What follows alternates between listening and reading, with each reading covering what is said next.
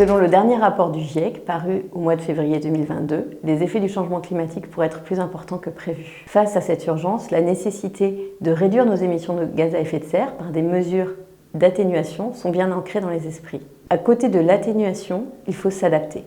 L'adaptation, c'est la démarche d'ajustement au changement climatique et à ses effets, pour en réduire notamment les effets préjudiciables. Qu'est-ce que c'est concrètement? Par exemple, c'est des investissements qui vont nous permettre d'augmenter la résilience face aux effets du changement climatique. Par exemple, investir dans un système d'alerte précoce ou réduire sa dépendance à des ressources énergétiques impactées par le changement climatique.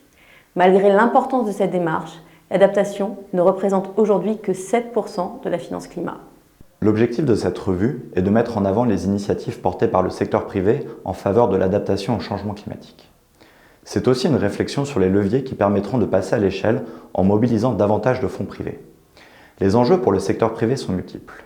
Il devient indispensable pour une entreprise d'évaluer les risques climatiques auxquels elle est exposée et d'envisager les mesures permettant de s'y adapter. L'adaptation au changement climatique peut également être une opportunité pour le secteur privé s'il se saisit du sujet. Pour éclairer cette thématique, nous avons souhaité donner la parole à des experts du secteur, think tanks, entrepreneurs, bailleurs de fonds. Le rôle des institutions de financement du développement pour accompagner cette dynamique est crucial. C'est une priorité stratégique pour Proparco qui encourage ses partenaires à mieux prendre en compte les risques climatiques et soutient l'adaptation en leur apportant des financements.